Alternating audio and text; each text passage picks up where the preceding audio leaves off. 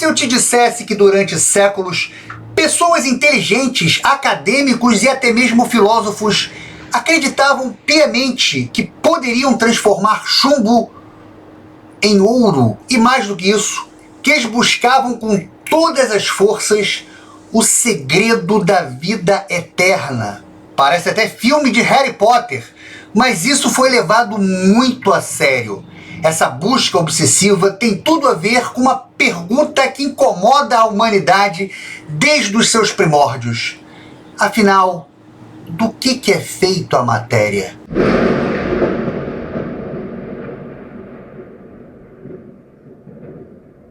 Olá pessoal, sejam todos muito bem-vindos a mais um vídeo.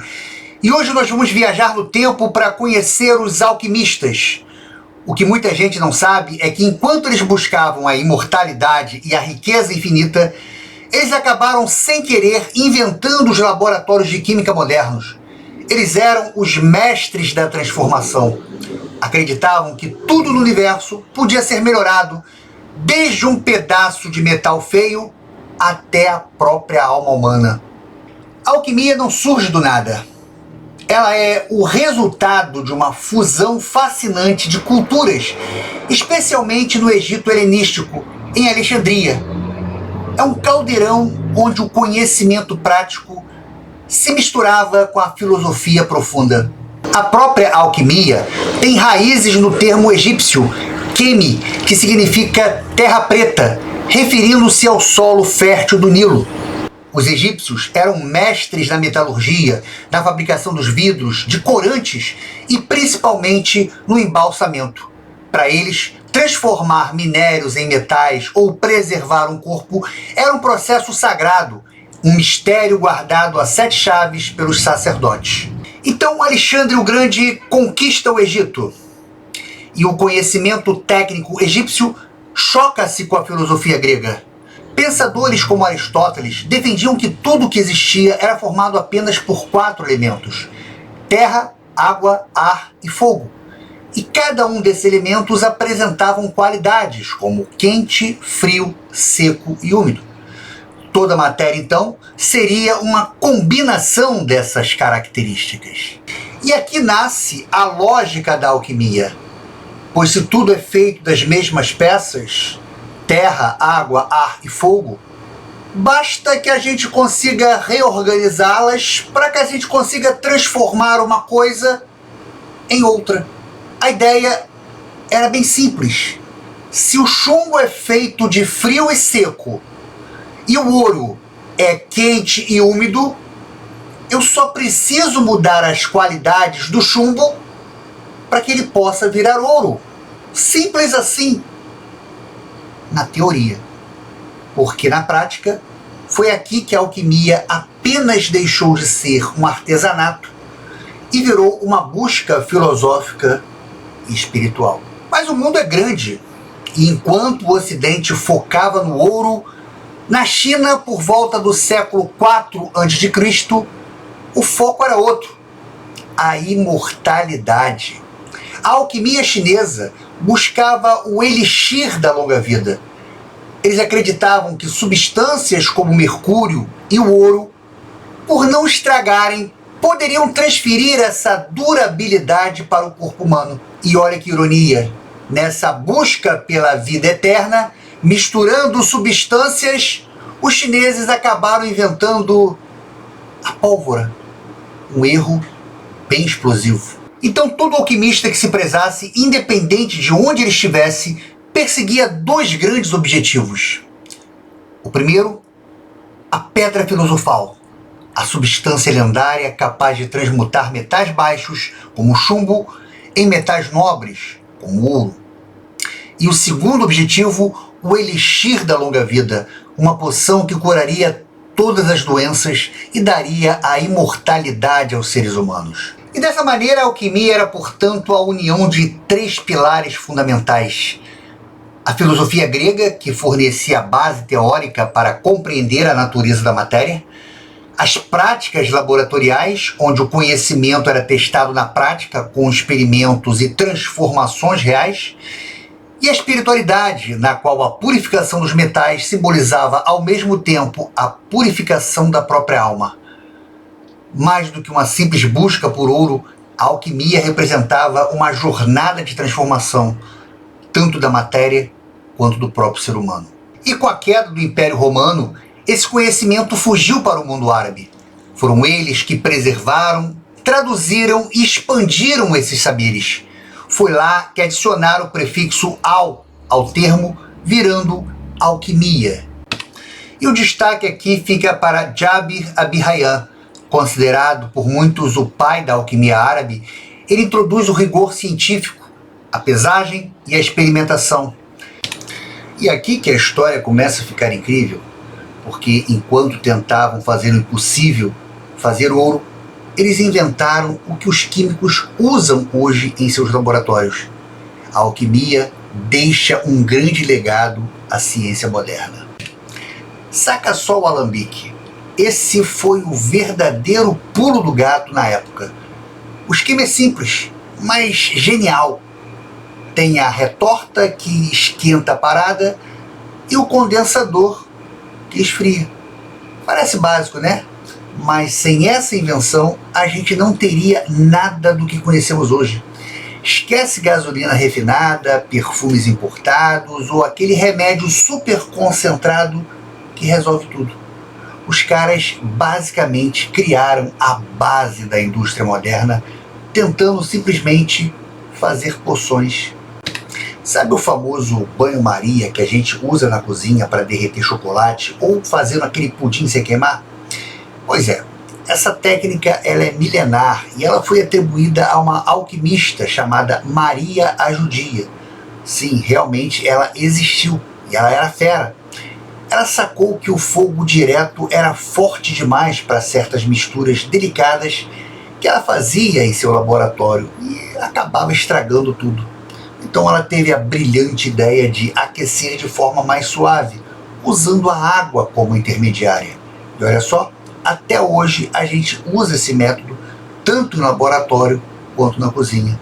A ideia pegou tanto que hoje em dia o método da Maria é indispensável tanto na produção de remédios e cosméticos finos quanto no nosso dia a dia na cozinha. Mandou bem, hein, Maria? Mandou bem demais. Imagine um cenário onde o fogo comum não era suficiente. Os alquimistas precisavam de algo extremo para domar os metais. Foi aí que eles desenvolveram os fornos de copelação. Esses fornos eram projetados para alcançar temperaturas tão absurdas que qualquer recipiente comum viraria poça. Para aguentar o tranco, eles criaram os cadinhos, potes feitos de materiais super resistentes que não derretiam nem no coração de um vulcão. O objetivo disso? Pura purificação. Ao derreter tudo ali dentro, as impurezas eram literalmente queimadas ou absorvidas, restando apenas o metal precioso, brilhante e puro no fundo do pote. Era a tecnologia da ponta da época, separando o joio do trigo, ou melhor, o chumbo do ouro. A verdadeira mágica da alquimia aconteceu nos bastidores, na obsessão por destilar, purificar e entender a essência da matéria. Enquanto perseguiam a lendária pedra filosofal, esses pioneiros acabaram forjando no fogo e no ácido o verdadeiro tesouro. Substâncias tão poderosas que se tornaram os pilares invisíveis da nossa sociedade moderna. Eles não apenas misturavam pós, eles isolavam o futuro. Imagine um líquido viscoso corrosivo o suficiente para devorar metal e tecido e mesmo assim ser indispensável. Os alquimistas aprenderam a domar a fúria dos minerais sulfatados para extrair essa substância. Eles o chamavam de óleo de vitríolo, um nome que evocava tanto respeito quanto medo. Mal sabiam eles que estavam criando a substância química mais importante da indústria atual.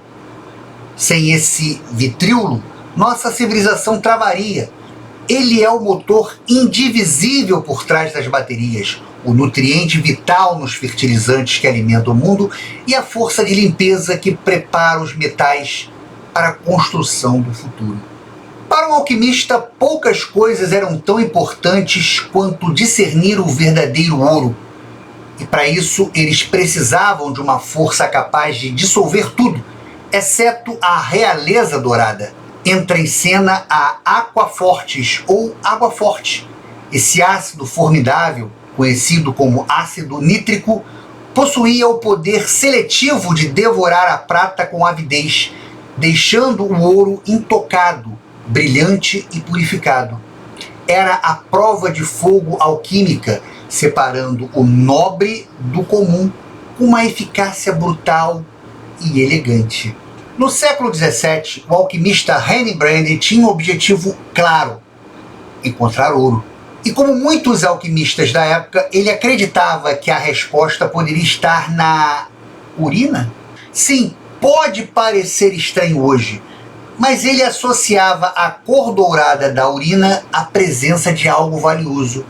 Então ele decidiu testar. Brent coletou grande quantidade de urina, evaporou tudo até sobrar uma pasta escura e levou esse material ao fogo.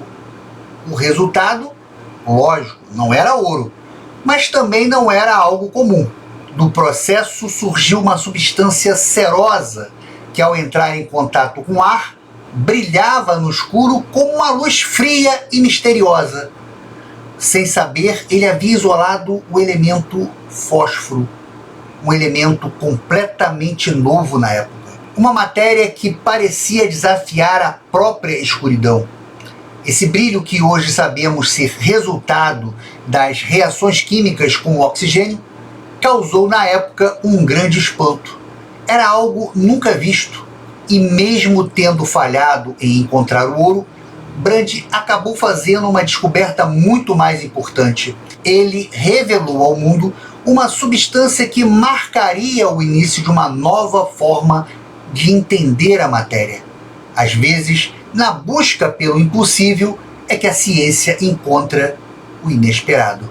E muito antes de existir a tabela periódica, os alquimistas já lidavam com substâncias que desafiavam qualquer classificação simples.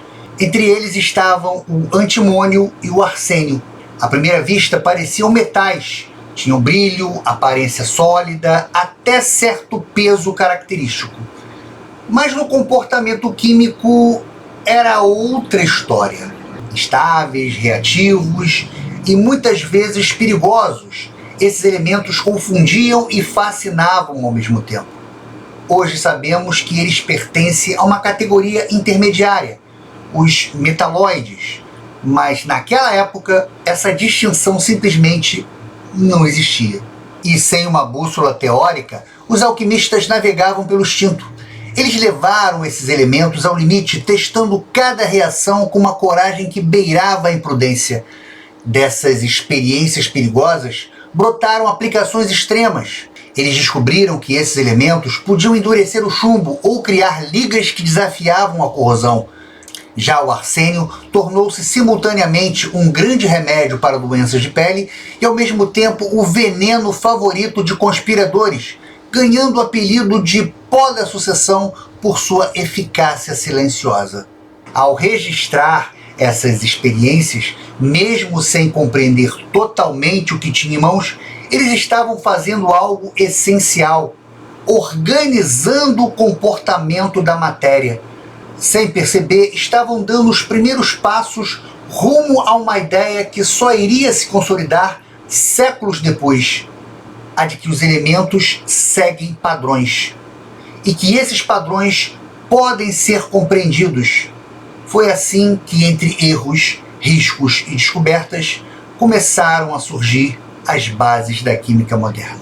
E muito antes de existirem os livros didáticos, o laboratório já era uma cozinha, mas não de comida, de transformação. O que hoje chamam de métodos de separação de misturas eram para os alquimistas rituais de purificação. Eles acreditavam que ao separar os componentes de uma substância, estavam libertando a sua alma ou alcançando a sua forma divina. Os alquimistas não tinham fórmulas modernas, nem teorias bem definidas, mas tinham algo poderoso: o método. E foi mexendo, aquecendo, evaporando e observando que eles criaram técnicas que você hoje usa dentro do seu laboratório. Imagine capturar a alma de um líquido. Era isso que eles buscavam. Ao aquecer, misturar e conduzir o vapor, separavam substâncias com diferentes pontos de ebulição, tentando extrair a lendária quinta essência. Para o alquimista, a destilação não era apenas a separação de líquidos com pontos de ebulição diferentes. Era um processo de ascensão. Ao aquecer uma mistura, a parte espiritual, o vapor subia, deixando para trás as impurezas terrestres. Ao condensar esse vapor no alambique, eles acreditavam estar capturando a quinta essência, o quinto elemento puro e incorruptível. Hoje é a base da produção de perfumes, bebidas e até combustíveis.